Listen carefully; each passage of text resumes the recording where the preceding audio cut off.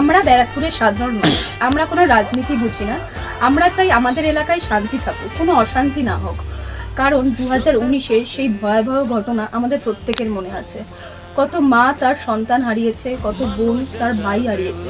কি ভয়াবহ পরিস্থিতি হয়েছিল সেই রাজনীতির নামে।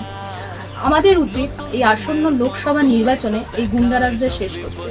কোনো রাজনীতি আমরা বুঝি না। আমরা চাই একজন সাংস্কৃতিক মানুষ হিসাবে, ব্যারাকপুরের সাংসদ হিসাবে, যিনি ব্যারাকপুরের শান্তি প্রতিষ্ঠা করতে চেয়েছেন, আমাদের উচিত তার পাশে থাকা, আমাদের কর্তব্য। স্বপ্ন এবার হবে না ব্যর্থ, ব্যারাকপুরে এবার পার্থ।